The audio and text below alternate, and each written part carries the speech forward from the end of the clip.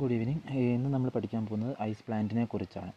അപ്പോൾ നമ്മൾ already ice candy യൂണിറ്റിനെ കുറിച്ച് പഠിച്ചു. അപ്പോൾ ആ ഒരു ഐസ് ക്യാൻഡി യൂണിറ്റ് എങ്ങനെയാണോ ഉണ്ടാക്കിയിരിക്കുന്നത് അതിൻ്റെ തന്നെ വലിയൊരു രൂപം, അതാണ് ഐസ് പ്ലാന്റ് എന്ന് പറയുന്നത്. ഐസ് പ്ലാന്റ് എന്താണെന്ന് പറയുന്നതിലേക്ക് കടക്കുന്നതിന് മുമ്പ് ആദ്യം നമ്മൾ ഐസ് എന്താണെന്ന് അറിയണം. ഐസ് എന്ന് പറഞ്ഞാൽ നമുക്ക് എല്ലാവർക്കും അറിയാം, വാട്ടറിൻ്റെ ഒരു സോളിഡ് ഫോമാണ്. വെള്ളത്തിനെ കട്ടയാക്കിയാലുള്ള ഒരു ഫോമാണ് ഐസ് എന്ന് പറയുന്നത്. നമുക്ക് രണ്ട് രീതിയിൽ ഐസ് കിട്ടും. ഒന്ന് നാച്ചുറൽ മെത്തേഡിലും നാച്ചുറൽ ഫോമായിട്ടും, രണ്ടാമത് ആർട്ടിഫിഷ്യൽ ഫോമായിട്ടും. നാച്ചുറൽ ഫോം എന്ന് പറഞ്ഞാൽ പ്രകൃതി തന്നെ ഐസിനെ ഉണ്ടാക്കിയെടുക്കുക, അതാണ് നാച്ചുറൽ ഫോം. നാച്ചുറലി കിട്ടുന്ന ഐസ് തന്നെ പല രൂപങ്ങളുണ്ട്. നമുക്ക് ഈ ഹിമാലയമൊക്കെ നോക്കിക്കഴിഞ്ഞാൽ അവിടെ മഞ്ഞ് വീണ് കിടക്കുന്നത് കാണാം. അതിനെ നമ്മൾ സ്നോ എന്ന് വിളിക്കും. അതൊരു ഐസിൻ്റെ ഒരു ഫോമാണ്. അതിനെ നമ്മൾ സ്നോ എന്ന് വിളിക്കും. പിന്നെ ഈ നാട്ടിലൊക്കെ ഈ മഞ്ഞുകാലമാകുമ്പോൾ, അല്ലെങ്കിൽ തണുപ്പ് കൂടിയ സ്ഥലങ്ങളിലൊക്കെ മഞ്ഞുകാലമാകുമ്പോൾ മരത്തിൻ്റെ മുകളിലൊക്കെ ഈർപ്പം കട്ട പിടിച്ച് കിടക്കുന്ന ഒരു ഫോമിൽ നമുക്ക് കിട്ടും. അപ്പോൾ അതിനെ വിളിക്കുന്നത് നമ്മൾ ഫ്രോസ്റ്റ് എന്ന് പറയും. നാച്ചുറലി കിട്ടുന്ന മൂന്നാമത്തെ ഐസിൻ്റെ ഫോമാണ് ക്രിസ്റ്റൽ ഐസ്. അതെന്ന് പറഞ്ഞാൽ തണുപ്പുള്ള സ്ഥലങ്ങൾ, ഒരുപാട് തണുപ്പ് കൂടിയ സ്ഥലങ്ങളിൽ നദികളും അതായത് പുഴകളും കുളങ്ങളും എല്ലാം തണുപ്പ് കൂടുമ്പോൾ കട്ട പിടിക്കുക, അതാണ് ക്രിസ്റ്റൽ ഐസ്. ഇനി നമുക്ക് രണ്ടാമത് കിട്ടുന്ന ഒരു മെത്തേഡ്, അല്ലെങ്കിൽ രണ്ടാമത് കിട്ടുന്ന ഐസിൻ്റെ ഫോമാണ് ആർട്ടിഫിഷ്യൽ ഫോം. ആർട്ടിഫിഷ്യൽ ഫോം എന്ന് പറയുമ്പോൾ മനുഷ്യനിർമ്മിതമാണ്. നമ്മൾ പല മെഷീൻസും ഉണ്ടാക്കി ആ മെഷീൻ്റെ സഹായത്താൽ വെള്ളത്തിനെ ഫ്രീസ് ചെയ്യുക, അതാണ് ആർട്ടിഫിഷ്യൽ ഫോം. ആർട്ടിഫിഷ്യലി ഉണ്ടാക്കുന്ന ഐസിനെ വീണ്ടും രണ്ടാക്കി തരംതിരിച്ചിട്ടുണ്ട്: റോ ഐസും ട്രാൻസ്പെറൻറ്റ് ഐസും. റോ ഐസ് എന്ന് പറഞ്ഞു കഴിഞ്ഞാൽ നമ്മൾ ഈ മീനിലൊക്കെ ഇടാൻ വേണ്ടി വാങ്ങുന്ന ഐസ് ഉണ്ട്. അതായത് ചില സ്ഥലങ്ങളിലൊക്കെ നമ്മൾ ഈ ഐസ് പ്ലാന്റുകളിൽ പോയി കഴിഞ്ഞിട്ട് വാങ്ങുന്ന ഐസുകൾ ഈ വെള്ള നിറത്തിൽ കാണാം. ഫുള്ളി വെള്ള നിറമായിരിക്കും. അതിൽ പാലൊഴിച്ച് കലക്കിയ വെള്ളം കട്ടയാക്കിയതുപോലെ ഉണ്ടാവും. അത്തരം ഐസാണ് റോ ഐസ്. ഇതിൻ്റെ പ്രശ്നം എന്താണെന്ന് പറഞ്ഞാൽ ഇതൊരിക്കലും ഭക്ഷ്യയോഗ്യമല്ല. കാരണം ആ വെള്ള നിറം കാണാൻ തന്നെ കാരണം എന്ന് പറയുന്നത് അതിനകത്തുള്ള ഇമ്പ്യൂരിറ്റീസാണ്. ഇമ്പ്യൂരിറ്റീസും അതിനകത്ത് ട്രാപ്പായ ഓക്സിജനും മറ്റ് ഗ്യാസുകളുമാണ്. അപ്പോൾ ഇതൊരിക്കലും ഭക്ഷ്യയോഗ്യമായിട്ട് വരില്ല. ആ ഇമ്പ്യൂരിറ്റീസ് എന്ന് പറയുമ്പോൾ പലതരം കെമിക്കലുകളും സാൾട്ടും പലതരം ആസിഡുകളും അധികം വൃത്തിയില്ലാത്ത സ്ഥലങ്ങളിൽ നിന്ന് എടുക്കുന്ന വെള്ളമായിരിക്കും ആന വരിക. കൂടാതെ ആ മെഷീൻസിനകത്ത് തന്നെയുള്ള പല ഭാഗങ്ങളും അതിനകത്തേക്ക് എൻട്രി ചെയ്ത് വീണ്ടും ഈ ഒരു വെള്ളം വൃത്തിയില്ലാതെ ആവുകയാണ്. ഈ ഒരു ഐസ് യൂസ് ചെയ്യുന്നത് ഒരു സാധനത്തിന് നമുക്ക് കുടിക്കാനുള്ളതോ എന്തായാലും അതിലേക്ക് ഡയറക്റ്റ് ഇടാതെ അതിനെ ഒരു ബോട്ടിലാക്കിയിട്ട് ഇതുമായിട്ട് കോണ്ടാക്റ്റിൽ വെച്ച് കൂൾ ചെയ്യാം. അതായത് ഇപ്പോൾ ഒരു പെട്ടിനകത്ത് ഐസ് ഇട്ട് അതിനകത്ത് നമുക്ക് എന്താണോ തണുപ്പിക്കേണ്ടത് ആ ഒരു സാധനം ഐസുമായി കോണ്ടാക്റ്റ് വരാത്ത രീതിയിൽ അതിൽ വെച്ച് തണുപ്പിക്കുക. അതിന് വേണ്ടിയിട്ടാണ് ഈ റോ ഐസ് ഉപയോഗിക്കുന്നത്. ഈ റോ ഐസ് ഉണ്ടാക്കുക എന്ന് പറയുന്നത് പെട്ടെന്ന് തന്നെ ഫ്രീസ് ആവുന്ന രൂപത്തിലായിരിക്കും ഉണ്ടാവുക. ഈ വെള്ളത്തിനകത്ത് ഒരുപാട് ഇമ്പ്യൂരിറ്റീസും എല്ലാം ഉള്ളത് കൊണ്ട് തന്നെ ഇതിൻ്റെ ഫ്രീസിങ് പോയിൻ്റ് എന്ന് പറയുന്നത് വളരെ താഴത്തിലൊന്നും ആയിരിക്കില്ല. പെട്ടെന്ന് തന്നെ ഇത് ഫ്രീസായിട്ട് കിട്ടും. ആർട്ടിഫിഷ്യലി നമ്മൾ ഉണ്ടാക്കുന്ന രണ്ടാമത്തെ ടൈപ്പാണ് ട്രാൻസ്പെറൻറ്റ് ഐസ്. ട്രാൻസ്പെറൻറ്റ് ഐസ് എന്ന് പറഞ്ഞാൽ ആ പേരുള്ളതുപോലെ തന്നെ ഇത് ട്രാൻസ്പെറൻ്റ് ആയിരിക്കും. ഒരു ഗ്ലാസ് പോലെ ട്രാൻസ്പെറൻ്റ് ആയിരിക്കും. അത്തരത്തിലുള്ളൊരു ഐസ് ഗുഡ് ക്വാളിറ്റി ഉള്ളതായിരിക്കും. അത് നല്ല ക്വാളിറ്റി ആയിരിക്കും. അതിനകത്ത് ഇമ്പ്യൂരിറ്റീസോ കാര്യങ്ങളോ ഒന്നും ഉണ്ടായിരിക്കില്ല. ഇതിനകത്ത് ഇമ്പ്യൂരിറ്റീസ് ഒന്നും ഇല്ലാത്തത് കൊണ്ട് തന്നെ അതിപ്പോൾ ഇതിനകത്ത് ഓക്സിജൻ അല്ലാതെ വേറൊരു ഗ്യാസുകളും ട്രാപ്പ് ചെയ്യുകയോ വേറെ ആസിഡ് മിക്സ് ആവുകയോ സാൾട്ട് മിക്സ് ആവുകയോ അല്ലെങ്കിൽ ഇതിനകത്ത് ഇമ്പ്യൂരിറ്റീസ് ഒന്നുമില്ലാത്ത ഇതിലായതുകൊണ്ട് തന്നെ ഇത് നമ്മൾ യൂസ് ചെയ്യുന്നത് ഭക്ഷണത്തിൽ ഉൾപ്പെടുത്താൻ വേണ്ടിയിട്ടാണ്. ഈ ഒരു ഐസാണ് നമ്മൾ കല്യാണ വീടുകളിലേക്കും മറ്റും കൂൾ ഡ്രിങ്ക്സ് ഉണ്ടാക്കാൻ വേണ്ടിയിട്ട് വാങ്ങുന്ന ഐസ്. അത് പ്യുവർ ആയതുകൊണ്ട് തന്നെ ഇതിന് റേറ്റും കൂടും, ഇതുണ്ടാക്കി എടുക്കാനുള്ള ടൈമും കുറച്ച് കൂടും. ഇനി നമ്മൾ നോക്കാൻ പോകുന്നത് ഐസ് പ്ലാന്റിനകത്ത് യൂസ് ചെയ്യുന്ന ഓരോ കമ്പോണൻസ്. ഒരു സാധാരണ റെഫ്രിജറേഷൻ സിസ്റ്റത്തിനകത്തുള്ളതുപോലെ തന്നെ ഈ ഒരു ഐസ് പ്ലാന്റിനകത്തും ഉണ്ടാകുന്ന മെയിൻ കമ്പോണൻസ് ഏതൊക്കെയാണെന്നും അതിൻ്റെ ഫങ്ഷൻ എങ്ങനെയാണെന്നാണ് നമ്മൾ നോക്കുന്നത്. ആദ്യം തന്നെ പറയുന്നത് ഒരു റെഫ്രിജറേഷൻ സിസ്റ്റം എടുക്കുമ്പോൾ അതിനകത്ത് ഏറ്റവും ഇമ്പോർട്ടൻ്റ് ആയിട്ടുള്ള റെഫ്രിജറേഷൻ സിസ്റ്റത്തിൻ്റെ ഹൃദയം എന്ന് പറയുന്ന ഭാഗമായ കംപ്രസറിനെ കുറിച്ചിട്ടാണ്.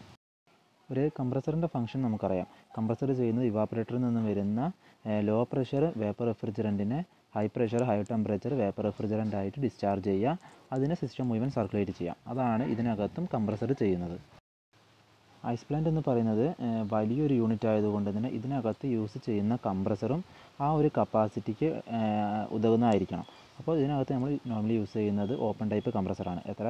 സിസ്റ്റത്തിൻ്റെ വലുപ്പത്തിനനുസരിച്ച് അതിൻ്റെ കപ്പാസിറ്റിയിൽ മാറ്റം വരും. സാധാരണ യൂസ് ചെയ്യുന്നത് ഓപ്പൺ ടൈപ്പ് കംപ്രസറാണ്. പിന്നെ ഒരു കംപ്രസർ നമ്മൾ സെലക്ട് ചെയ്യുമ്പോൾ നോക്കുന്നത് അതിനകത്ത് യൂസ് ചെയ്യുന്ന റെഫ്രിജറൻറ്റ് ഏതാണെന്നാണ്. റെഫ്രിജറൻറ്റുമായിട്ട് സ്യൂട്ട് ആവാത്തൊരു കംപ്രസർ യൂസ് ചെയ്താൽ ആ കംപ്രസർ പെട്ടെന്ന് തന്നെ ഡാമേജ് ആവുകയും നമുക്ക് അതിൽ നിന്നുള്ള നഷ്ടം വരികയും ചെയ്യും. അതുകൊണ്ട് തന്നെ റെഫ്രിജറൻറ്റിന് സ്യൂട്ടായ കംപ്രസറാണ് നമ്മൾ തിരഞ്ഞെടുക്കുന്നത്. ഐസ് പ്ലാന്റ് വലിയ യൂണിറ്റ് ആയതുകൊണ്ട് തന്നെ ഇതിനകത്ത് നമുക്ക് പെട്ടെന്ന് കൂളിംഗ് ഒബ്റ്റെയിൻ ചെയ്യാൻ വേണ്ടിയിട്ട് ഇതിനകത്ത് യൂസ് ചെയ്യുന്ന റെഫ്രിജറൻറ്റ് എന്ന് പറയുന്നത് അമോണിയ ആണ്. അപ്പോൾ ഇതിനകത്ത് യൂസ് ചെയ്യുന്ന കംപ്രസറും അമോണിയ കംപ്രസറായിരിക്കണം, അമോണിയ സ്യൂട്ടായ കംപ്രസറായിരിക്കണം. അടുത്തൊരു കാര്യം എന്ന് പറഞ്ഞാൽ ഈ ഒരു ഐസ് പ്ലാന്റ് എന്ന് പറയുന്നത് 24 മണിക്കൂറും വർക്കിംഗ് ആയിരിക്കണം. 24 മണിക്കൂറും വർക്കിംഗ് ആയാൽ മാത്രമേ അതിനകത്ത് നമുക്ക് ഐസ് കിട്ടുള്ളൂ. ഒരു തവണ നമ്മൾ ഐസിന് വെള്ളം അതിനകത്ത് ഒഴിച്ച് കഴിഞ്ഞാൽ 24 മണിക്കൂറെങ്കിലും എടുത്തിട്ട് അത് കട്ടയാവുകയുള്ളൂ. അപ്പോൾ അതുകൊണ്ട് തന്നെ ഇത് ഫുൾ ടൈം വർക്കിംഗ് ആണ്, ഫുൾ ഡേ വർക്കിംഗ് ആണ്, ഫുൾ വീക്ക് വർക്കിംഗ് ആണ്. അപ്പോൾ ഫുൾ ടൈം വർക്കിംഗ് ആയതുകൊണ്ട് തന്നെ ഇതിൻ്റെ കംപ്രസറിൻ്റെ ഹെഡ് പിസ്റ്റൺ വരുന്ന ഭാഗം പെട്ടെന്ന് തന്നെ ചൂടാകും. അതുകൊണ്ട് തന്നെ ഇതിനെ വെറും എയർ കൊണ്ട് മാത്രം തണുപ്പിച്ചതുകൊണ്ട് കാര്യമല്ല. അതിന് വേണ്ടി സ്പെഷ്യലായിട്ട് ഇതിനകത്ത് വാട്ടർ ജാക്കറ്റ് പ്രൊവൈഡ് ചെയ്യും. ഹെഡിനകത്ത് കൂടി വെള്ളം കയറി ഇറങ്ങുന്ന രീതിയിൽ വാട്ടർ ജാക്കറ്റ് പ്രൊവൈഡ് ചെയ്യും. ഒരു റേഡിയേറ്റർ വർക്ക് ചെയ്യുന്നത് പോലെ തന്നെ ഇതിനകത്ത് യൂസ് ചെയ്യുന്ന ആ വെള്ളം ഈ ഹെഡിനകത്തുള്ള ഹീറ്റിനെ വലിച്ചെടുത്തിട്ട് പുറത്തേക്ക് പോവുകയും വീണ്ടും അത് കൂൾ ചെയ്ത് ഈ ഒരു ഹെഡിനകത്തോട്ട് റീസർക്കുലേറ്റ് ചെയ്യുകയും ചെയ്യും. അതുകൊണ്ട് തന്നെ ഈ ഹെഡിനകത്തൊരു കൂളിംഗ് കിട്ടും. അതായത് ഇതിനകത്തുള്ള ഹീറ്റ് കുറഞ്ഞ് കിട്ടും. ഹീറ്റ് കുറഞ്ഞതോടൊപ്പം തന്നെ എന്ത് ചെയ്യും, ഈ ഒരു കംപ്രസറിൻ്റെ എഫിഷ്യൻസി കൂടും. കംപ്രസറിൻ്റെ എഫിഷ്യൻസി കൂടിക്കഴിഞ്ഞാൽ ടോട്ടൽ സിസ്റ്റത്തിൻ്റെ എഫിഷ്യൻസി തന്നെ കൂടും. അടുത്തതായിട്ട് വരുന്ന പാർട്ടാണ് കണ്ടൻസർ.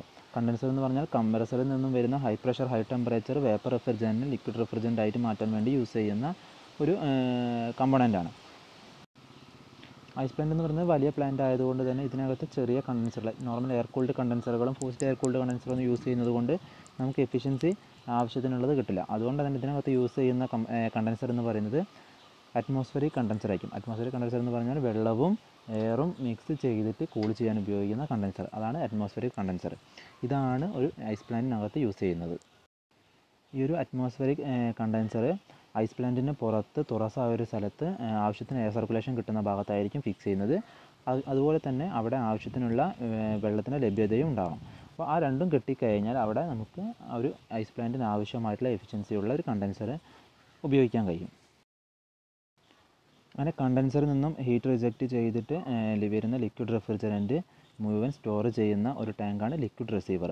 ഈ ലിക്വിഡ് റിസീവർ എന്ന് പറയുന്നത് ഒരു സിലിണ്ടറിക്കൽ ഷെല്ലായിരിക്കും. അതായത് നീളത്തിലുള്ള ഒരു സിലിണ്ടറിക്കൽ ഷെല്ലും അകത്ത് ഒരു ഹോളോ സ്പേസുമായിരിക്കും.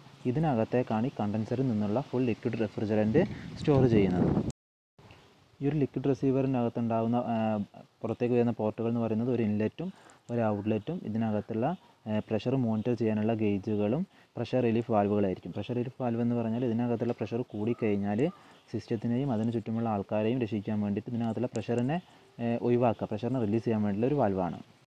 ഒരു ലിക്വിഡ് റിസീവറിനകത്തുള്ള സ്പേസ് എന്ന് പറയുന്നത് ആ ഒരു സിസ്റ്റത്തിനകത്തുള്ള മുഴുവൻ ലിക്വിഡ് റെഫ്രിജറൻറ്റിനെയും സ്റ്റോർ ചെയ്യാനുള്ള ഒരു കപ്പാസിറ്റി ആയിരിക്കും. അതുകൊണ്ട് തന്നെ ഇതിനകത്ത് എവിടെയെങ്കിലും എന്തെങ്കിലും പ്രശ്നങ്ങൾ, ഏതെങ്കിലും ലീക്ക് വന്നു കഴിഞ്ഞാൽ നമുക്ക് റെഫ്രിജറൻറ്റ് മുഴുവൻ ഈ ഒരു ലിക്വിഡ് റിസീവറിൽ സ്റ്റോർ ചെയ്യുകയും സിസ്റ്റത്തിനെ റിപ്പയർ ചെയ്യുകയും പിന്നെ ഇതിനെ തുറന്നു വിടുകയാണ് ചെയ്യുന്നത്. ഇങ്ങനെ കണ്ടൻസറിൽ നിന്ന് കിട്ടുന്ന ലിക്വിഡ് റെഫ്രിജറൻറ്റിനെ സ്റ്റോർ ചെയ്തിട്ട് ആവശ്യത്തിനുള്ള റെഫ്രിജറൻറ്റ് മാത്രം ഇവാപ്പറേറ്ററിനകത്തേക്ക് ഫീഡ് ചെയ്യുക. അതും കൂടി ഒരു ലിക്വിഡ് റിസീവറിൻ്റെ ഫംഗ്ഷനാണ്. അടുത്തൊരു ഭാഗം എന്ന് പറയുന്നത് എക്സ്പാൻഷൻ വാൽവ്. എക്സ്പാൻഷൻ വാൽവ് എന്ന് പറഞ്ഞാൽ നമുക്ക് എന്താണോ ആവശ്യം അതനുസരിച്ചാണ് നമുക്ക് എക്സ്പാൻഷൻ വാൽവ് സെലക്ട് ചെയ്യുന്നത് അറിയാം. ഒരു ചെറിയൊരു റെഫ്രിജറേറ്റർ ആണെങ്കിൽ അതിനകത്ത് നമ്മൾ യൂസ് ചെയ്യുന്ന എക്സ്പാൻഷൻ വാൽവ് എന്ന് പറയുന്നത് ഒരു നോർമൽ കാപ്പിലറി ട്യൂബും വീണ്ടും അത് വലുതായി വരുന്നതനുസരിച്ച് automatic expansion valve, thermostatic expansion valve, അങ്ങനെ കപ്പാസിറ്റി കൂടുന്നതനുസരിച്ചിട്ടും ആവശ്യത്തിനനുസരിച്ചിട്ടും അതിൻ്റെ രൂപം മാറുന്നുണ്ട്. അപ്പോൾ ഈ ഐസ് പ്ലാന്റിനെ പറ്റി നമ്മൾ നോക്കുമ്പോൾ ഇതിനകത്ത് എപ്പോഴും കോൺസ്റ്റൻറ്റ് ലോഡായിരിക്കും. കോൺസ്റ്റൻറ്റ് ലോഡ് എന്ന് പറഞ്ഞാൽ ഇതിനകത്തേക്ക് നമ്മൾ ഒരു തവണ ഐസ് ഉണ്ടാക്കാനുള്ള വെള്ളം വെച്ച് കഴിഞ്ഞാൽ അത് ഫ്രീസായി പുറത്ത് വരുന്നത് വരെ ഒരേ ലോഡായിരിക്കും അതിനകത്തുണ്ടായിരിക്കുക. നമ്മളൊരു എയർ കണ്ടീഷനിങ് സിസ്റ്റം നോക്കുമ്പോൾ ഒരു റൂമിൽ വെച്ച് കഴിഞ്ഞാൽ ആ റൂമിലേക്ക് ആൾക്കാർ വരുന്നതിനും അതിനകത്തുള്ള പ്രൊഡക്ട്സ് അല്ലെങ്കിൽ ഇലക്ട്രോണിക് സാധനങ്ങൾ ഓണാക്കുന്നതനുസരിച്ച് ഈ ഒരു സിസ്റ്റത്തിന് മുകളിലുള്ള ലോഡിൽ വ്യത്യാസം വരും. പക്ഷേ ഐസ് പ്ലാന്റിനകത്ത് നമ്മൾ ഒരു തവണ ഇത് ഓൺ ചെയ്ത് കഴിഞ്ഞാൽ അടുത്തൊരു സെക്കൻഡ് റൗണ്ടിൽ ഇത് വെള്ളം നിറയ്ക്കുന്നവരെ സെയിം കോൺസ്റ്റൻറ്റ് ലോഡായതുകൊണ്ട് തന്നെ ഇതിനകത്ത് റെഫ്രിജറൻറ്റിൻ്റെ ഫ്ലോ കൺട്രോൾ ചെയ്യേണ്ട ആവശ്യം എന്ന് പറയുന്നത് മാനുവലായിട്ട് ചെയ്താൽ മതി. നമുക്ക് അറിയാം ഇത് എപ്പോഴാണ് ലോഡ് മാറുന്നതെന്ന്. അപ്പോൾ അതിനനുസരിച്ച് മാത്രം റെഫ്രിജറൻറ്റ് ഫ്ലോ കൺട്രോൾ ചെയ്യാൻ വേണ്ടി ഇതിനകത്ത് യൂസ് ചെയ്യുന്ന എക്സ്പാൻഷൻ വാൽവാണ് ഹാൻഡ് എക്സ്പാൻഷൻ വാൽവ്. അപ്പോൾ ഒരു മനുഷ്യൻ അല്ലെങ്കിൽ ഒരാൾ അതിൻ്റെ കൂടെ അതിന് വർക്ക് ചെയ്യാൻ വേണ്ടി ഉണ്ടായിരിക്കും. അതിനകത്ത് ലോഡ് എപ്പോഴെങ്കിലും മാറുകയാണെങ്കിൽ മാത്രം ഇതിൻ്റെ ലോഡ് അല്ലെങ്കിൽ ഇതിൻ്റെ ഒരു അളവ് മാറ്റാൻ വേണ്ടിയിട്ട് യൂസ് ചെയ്യുന്നതാണ് ഹാൻഡ് എക്സ്പാൻഷൻ വാൽവ്. ഈ എക്സ്പാൻഷൻ വാൽവിനകത്ത് നിന്ന് വരുന്ന ലോ പ്രഷർ റെഫ്രിജറൻറ്റ് നേരെ എത്തുന്ന ഇവാപ്പറേറ്ററിനകത്തേക്കാണ്. ഇവാപ്പറേറ്റർ എന്ന് പറഞ്ഞു കഴിഞ്ഞാൽ ഹീറ്റ് അബ്സോർബ് ചെയ്യാൻ വേണ്ടിയുള്ള ഒരു കോയിലാണ്. അപ്പോൾ നമ്മൾ യൂസ് ചെയ്യുന്ന കോയിൽ എന്ന് പറയുന്നത് നമ്മുടെ യൂസിനനുസരിച്ചിട്ട് ഇതിനകത്ത് ഇപ്പോൾ നമുക്ക് ഓവറായിട്ട് എയർ ഫ്ലോ ഒന്നും വരാതെ ഒരു ഇവാപ്പറേറ്റർ ആയതുകൊണ്ട് തന്നെ നമ്മൾ യൂസ് ചെയ്യുന്നത് ബെയർ ട്യൂബ് ഇവാപ്പറേറ്ററാണ്. ഈ ഇവാപ്പറേറ്റർ നേരിട്ടിട്ട് നമുക്ക് ഫ്രീസ് ചെയ്യേണ്ട വെള്ളത്തിനകത്ത് നിന്ന് ഹീറ്റ് അബ്സോർബ് ചെയ്യുകയല്ല ചെയ്യുന്നത്, ഒരു ബ്രൈൻ യൂസ് ചെയ്തിട്ടാണ്. അപ്പോൾ ഈ ബ്രൈനുമായിട്ട് കോൺടാക്റ്റിൽ വരുന്ന രീതിയിൽ ഫ്രീസിങ് ടാങ്കിൻ്റെ ചുറ്റുമായിട്ട് ബെയർ ട്യൂബ് ക്ലാമ്പ് ചെയ്ത് വെക്കുകയാണ് ചെയ്യുന്നത്. അപ്പോൾ ഈ ബെയർ ട്യൂബ് എന്തായി, ഈ ബ്രൈൻ സൊല്യൂഷനകത്ത് മുങ്ങിക്കിടക്കും. അപ്പോൾ ബ്രൈൻ സൊല്യൂഷനകത്ത് നിന്ന് ഹീറ്റ് അബ്സോർബ് ചെയ്യും. അങ്ങനെയാണ് ഒരു ഇവാപ്പറേറ്ററിൻ്റെ കൺസ്ട്രക്ഷൻ വരുന്നത്. ഈ ഇവാപ്പറേറ്റർ ഉൾപ്പെട്ട ഭാഗത്തിന് വരുന്ന പേരാണ് ഫ്രീസിങ് ടാങ്ക്. ഈ ഫ്രീസിങ് ടാങ്ക് എന്ന് പറയുന്നത് കോയിൽ എല്ലാ ഭാഗത്തും ഈക്വലായി ഡിസ്ട്രിബ്യൂട്ട് ചെയ്ത രീതിയിലായിരിക്കും ഉണ്ടായിരിക്കുക. മുഴുവൻ കോയിലും ഇവാപ്പറേറ്റർ കോയിലും മുഴുവനും ബ്രൈൻ സൊല്യൂഷനകത്ത് മുങ്ങിക്കിടക്കുന്ന രീതിയിലും എല്ലാ ഭാഗത്തും ഒരേ അളവ് റെഫ്രിജറൻ്റ് എത്തുന്ന രീതിയിലുമായിരിക്കും ഫ്രീസിങ് ടാങ്കിനകത്ത് ഇവാപ്പറേറ്റർ നമ്മൾ ഫിക്സ് ചെയ്യുന്നത്. ഫ്രീസിങ് ടാങ്ക് ഉണ്ടാക്കുമ്പോൾ നമ്മൾ ശ്രദ്ധിക്കേണ്ട കാര്യം എന്ന് പറയുന്നത്, ഇതിനകത്തുള്ള ഹീറ്റ് പുറത്തേക്ക് ഒഴിവായി പോകാൻ പാടില്ല. അപ്പോൾ അതുകൊണ്ട് തന്നെ ഒരു ഇൻസുലേറ്റിംഗ് മെറ്റീരിയൽ യൂസ് ചെയ്തിട്ടായിരിക്കും ഇതിൻ്റെ ഫ്രീസിങ് ടാങ്ക് ഉണ്ടാക്കേണ്ടത്. നമ്മളൊരു സാധാരണ ഒരു ചെറിയൊരു ലോ ക്വാണ്ടിറ്റി ഐസ് ഉണ്ടാക്കുന്ന ഒരു ഐസ് പ്ലാന്റ് പോയി കഴിഞ്ഞാൽ അവിടെ നമുക്ക് കാണാൻ കഴിയുക ഒരു കോൺക്രീറ്റ് കൊണ്ടുണ്ടാക്കിയ ടാങ്ക് ആയിരിക്കും. അത്യാവശ്യം കൂടിയ തിക്നെസ്സിൽ തന്നെ ഒരു കോൺക്രീറ്റിൻ്റെ ഒരു ടാങ്ക് ഉണ്ടാക്കിയാൽ അതിനകത്ത് നിന്ന് ഹീറ്റ് പുറത്തേക്ക് റിജക്റ്റ് ആയി പോകാനുള്ള ചാൻസ് വളരെ കുറവാണ്. ഇനി വലിയ വലിയ ലാർജ് ക്വാണ്ടിറ്റി ഐസൊക്കെ ഉണ്ടാക്കുന്ന പ്ലാന്റുകൾ പോയി കഴിഞ്ഞാൽ ഡബിൾ ലെയർ മെറ്റൽ കൊണ്ടുണ്ടാക്കിയ നടുക്ക് ഇൻസുലേറ്റിംഗ് മെറ്റീരിയൽ നിറച്ച രീതിയിലായിരിക്കും ഫ്രീസിങ് ടാങ്ക് ഉണ്ടാവുക. ഈ ഒരു ഫ്രീസിങ് ടാങ്കിൻ്റെ മുകളിൽ നമുക്ക് വെക്കുന്ന ഐസ് ക്യാനുകളും അജിറ്റേറ്ററിൻ്റെ മോട്ടറും എല്ലാം ഫിക്സ് ചെയ്യാൻ വേണ്ടിയിട്ട് ഒരു ഹാർഡ്വുഡിൻ്റെ ഫ്രെയിം ഉണ്ടായിരിക്കും. ഈ ഫ്രെയിമിന് മുകളിൽ നമ്മൾ ഈ സാധനങ്ങളെല്ലാം വെക്കും, ഐസ് ക്യാനും അജിറ്റേറ്ററിൻ്റെ കാര്യങ്ങളെല്ലാം വെക്കുമ്പോൾ അതുകൊണ്ട് തന്നെ ഇതിന് മൂവ്മെൻറ്റ് ഉണ്ടായിരിക്കില്ല. ഒരു സ്ഥലത്ത് വെച്ച ഒരു ഐസ് ക്യാനും മറ്റു സ്ഥലത്ത് നീങ്ങി പോവുകയൊന്നുമില്ല. ഈക്വലായിട്ട് എല്ലാ ഭാഗത്തേക്കും ഒരേ അളവിൽ ഹീറ്റ് ഡിസ്ട്രിബ്യൂട്ട് ചെയ്യാൻ പാകത്തിന് മാത്രം അത് നിൽക്കും. പിന്നെ ഇതിനകത്ത് നമ്മൾ ഫ്രീസിങ് ടാങ്കിനകത്ത് ബ്രൈൻ സൊല്യൂഷൻ നിറയ്ക്കുന്നതെന്ന് പറഞ്ഞു കഴിഞ്ഞാൽ, ഈ ഐസ് ക്യാനിൻ്റെ അകത്ത് നമ്മൾ വെള്ളം നിറച്ച് കഴിഞ്ഞാൽ ആ വെള്ളത്തിൻ്റെ ലെവൽ അത് ഓൾറെഡി ഐസ് ക്യാനിനകത്ത് മുഴുവൻ നിറയ്ക്കില്ല, അതിനകത്തൊരു കുറച്ച് ഭാഗം ബാക്കി നിർത്തിയിട്ടായിരിക്കും നിറയ്ക്കുക. അപ്പോൾ ആ ഒരു വെള്ളത്തിൻ്റെ ലെവൽ ബ്രൈൻ സൊല്യൂഷൻ്റെ 2.5 സെൻറ്റിമീറ്റർ എങ്കിലും താവുന്ന രീതിയിലായിരിക്കും നമ്മൾ ക്യാന് വെക്കുക. അങ്ങനെ ഒരു രീതിയിലാണ് ഇതിൻ്റെ ആയം നമ്മൾ ഉണ്ടാക്കുന്നത്. ഈ ഒരു ടാങ്കിൻ്റെ ആയം നമ്മൾ കണക്കാക്കുന്ന ആ ഒരു രീതിയിലായിരിക്കും.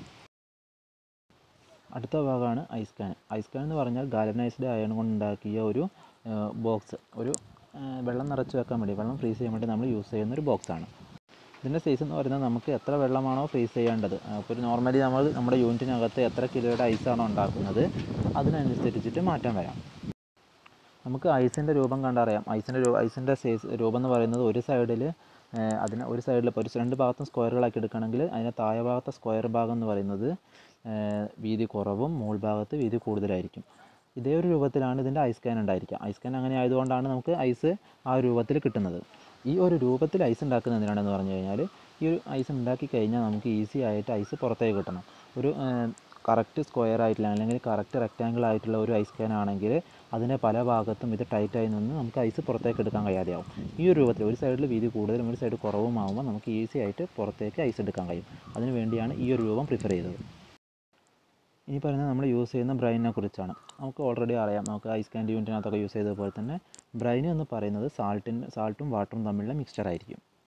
ഒരു നോർമൽ വാട്ടറിനകത്തേക്ക്, വെള്ളത്തിനകത്തേക്ക് ഏതെങ്കിലും ഒരു സാൾട്ട് മിക്സ് ചെയ്ത് കഴിഞ്ഞാൽ നമുക്ക് ബ്രൈൻ സൊല്യൂഷൻ കിട്ടും. നമ്മുടെ മനസ്സിലേക്ക് സാൾട്ട് എന്ന് പറയുമ്പോൾ കറിയുപ്പ് മാത്രമേ മനസ്സിലേക്ക് ഓടി വരുള്ളൂ. പക്ഷേ സാൾട്ട് എന്ന് പറയുന്നത് പല രൂപത്തിലുണ്ട്. അപ്പോൾ സാധാരണയായി നമ്മൾ ബ്രൈൻ സൊല്യൂഷൻ ഉണ്ടാക്കാൻ വേണ്ടി യൂസ് ചെയ്യുന്നത് ഒന്നെങ്കിൽ സോഡിയം ക്ലോറൈഡും വാട്ടറും തമ്മിലുള്ള മിക്സ്ചർ, അല്ലെങ്കിൽ കാൽസ്യം ക്ലോറൈഡും വാട്ടറും തമ്മിലുള്ള മിക്സ്ചർ. നമ്മുടെ യൂസിനനുസരിച്ചാണ് ഏത് ബ്രൈൻ നമുക്ക് യൂസ് ചെയ്യണമെന്നുള്ളത് തീരുമാനിക്കുന്നത്. നമ്മൾ ഉണ്ടാക്കുന്ന പ്ലാന്റിനകത്ത് വെള്ളവുമായിട്ട് മിക്സ് ആയാലും കുഴപ്പമില്ല, നമ്മൾ ഉണ്ടാക്കുന്ന മെറ്റീരിയൽ കുറച്ച് തുരുമ്പ് പിടിച്ചാലൊന്നും പ്രശ്നമില്ല എന്നൊക്കെ ആണെങ്കിൽ നമുക്ക് സോഡിയം ക്ലോറൈഡ് യൂസ് ചെയ്യാം. അതുപോലെ തന്നെ കാൽസ്യം ക്ലോറൈഡ് എന്ന് പറയുമ്പോൾ ചെറിയ രീതിയിൽ ടോക്സിക് ആയിട്ടുള്ള ഒരു മെറ്റീരിയൽ ആയതുകൊണ്ട് തന്നെ നമുക്കത് തമ്മിൽ മിക്സ് ആവുന്നില്ല എന്ന് ഉറപ്പുണ്ടെങ്കിൽ മാത്രം കാൽസ്യം ക്ലോറൈഡ് യൂസ് ചെയ്യും. പിന്നെ കാൽസ്യം ക്ലോറൈഡ് യൂസ് ചെയ്യുമ്പോൾ ഗുണമെന്ന് പറഞ്ഞാൽ ഇതിനകത്ത് സോഡിയം ക്ലോറൈഡ് യൂസ് ചെയ്യുന്നതിനേക്കാൾ കുറഞ്ഞൊരു ടെമ്പറേച്ചർ നമുക്ക് ഒബ്റ്റെയിൻ ചെയ്യാൻ കഴിയും.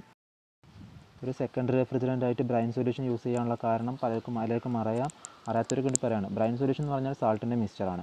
ഒരു വെള്ളത്തിൻ്റെ ഫ്രീസിംഗ് പോയിൻറ്റ് നമുക്കറിയാം 0 ഡിഗ്രി സെൽഷ്യസ് ആണ്. അതിനകത്തേക്ക് ഏതെങ്കിലും ഒരു സാൾട്ട് വന്നു കഴിഞ്ഞാൽ അതിൻ്റെ ഫ്രീസിംഗ് പോയിൻ്റ് എന്ന് പറയുന്നത് മൈനസ് ടെമ്പറേച്ചറിലേക്ക് പോകും. -12 ആ റേഞ്ചിലേക്ക് ഒരു നോർമൽ സാൾട്ട് മിക്സ് ചെയ്ത് കഴിഞ്ഞാൽ പോകും. അപ്പോൾ എന്താണ്, നമുക്ക് വെള്ളത്തിൻ്റെ ഫ്രീസിംഗ് പോയിൻറ്റിനേക്കാൾ താഴ്ന്ന ടെമ്പറേച്ചർ അവിടെ ഒബ്റ്റെയിൻ ചെയ്യാൻ കഴിയും. ഈ ഒരു താഴ്ന്ന ടെമ്പറേച്ചർ ആയതുകൊണ്ട് തന്നെ നമ്മുടെ ഈ സിസ്റ്റത്തിനകത്ത് നമുക്ക് പെട്ടെന്ന് തന്നെ ഐസ് ഫോം ചെയ്യാം. ഐസിൻ്റെ ടെമ്പറേച്ചർ അപ്പം നമുക്ക് കട്ടയാക്കാനുള്ള ഒരു വെള്ളത്തിൻ്റെ ടെമ്പറേച്ചർ ഫ്രീസിംഗ് പോയിൻ്റ് എന്ന് പറയുന്നത് 0 ഡിഗ്രിയാണ്.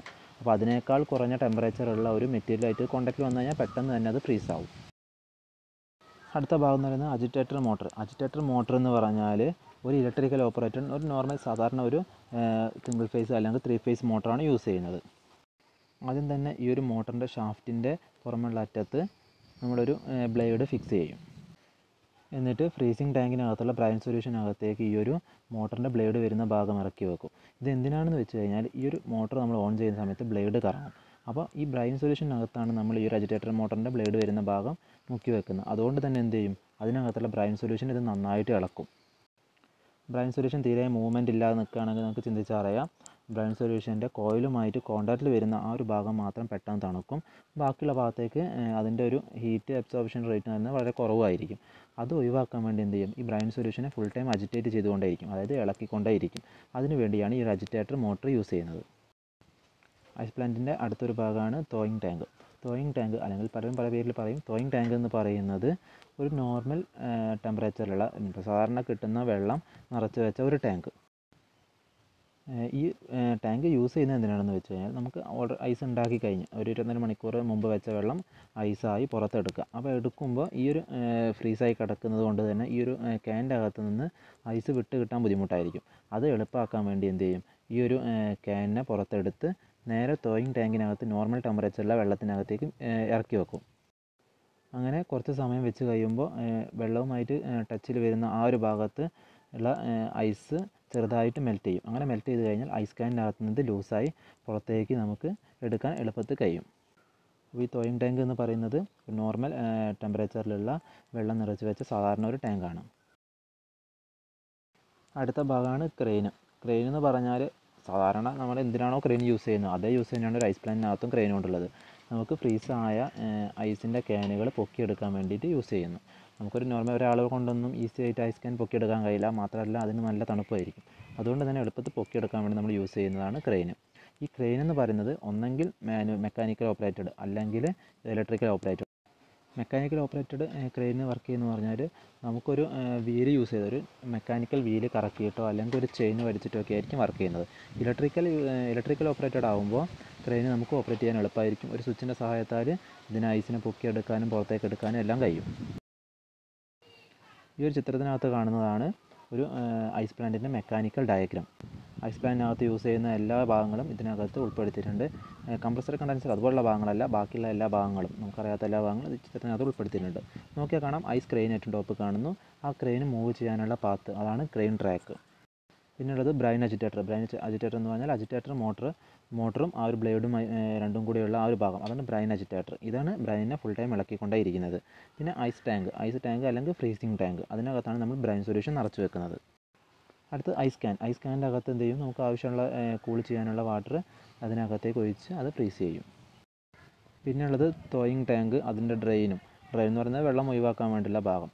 ആ തോയിങ് ടാങ്കിനകത്തേക്ക് ഈ ക്രെയിൻ ഉപയോഗിച്ചിട്ട് ഐസ് ക്യാൻ ഓരോന്നായിട്ട് എടുക്കും, കുറച്ച് സമയം മുക്കി വെക്കും. അത് നേരെ സ്ലോപ്പായിട്ടുള്ള ഒരു ഭാഗത്തേക്ക് എടുത്ത് വെക്കും. അങ്ങനെ വെക്കുമ്പോൾ നമുക്ക് എല്ലാവരും കടലിൻ്റെ അടുത്ത് പോയിട്ടുണ്ടാകും, അവിടെ ഐസ് ഉണ്ടാക്കുന്നത് കണ്ടിട്ടുണ്ടാകും. അവിടെ നോക്കിയാൽ കാണാൻ ചെരിഞ്ഞൊരു സ്ഥലത്തേക്ക് ഐസ് ഇങ്ങനെ ചെരിച്ച് വിട്ടുവിടുന്നത്. അതായത് നമുക്കൊരു വേറൊരു പ്രഷർ കൊടുക്കാതെ തന്നെ ഈ ക്യാൻ്റെ അകത്ത് നിന്ന് ഓട്ടോമാറ്റിക്കലി ഐസ് പുറത്തേക്ക് പോകുന്ന രീതിയിലായിരിക്കും ഈ ഒരു തോയിങ് ടാങ്കിനകത്ത് നിന്ന് തിരിച്ചെടുക്കുന്ന ഐസ് ക്യാൻ ഉണ്ടായിരിക്കുക. ഒരു ഐസ് പ്ലാന്റിൻ്റെ ജനറൽ സ്പെസിഫിക്കേഷൻസ് ആണ്. എല്ലാ സിസ്റ്റവും ഇതുപോലെ ആയിരിക്കുമെന്നല്ല, നമുക്കൊരു നോർമലി ഉള്ള ഒരു പ്ലാന്റിൻ്റെ അകത്ത് നിന്ന് കിട്ടിയ സ്പെസിഫിക്കേഷൻസ് ആണ് ഈ 2 പേജുകളിലായിട്ട് കൊടുക്കുന്നത്. ഇത്രയും കാര്യങ്ങളാണ് നമുക്കൊരു ഐസ് പ്ലാന്റിനകത്ത് ബേസിക്കായിട്ട് പഠിക്കാനുള്ളത്.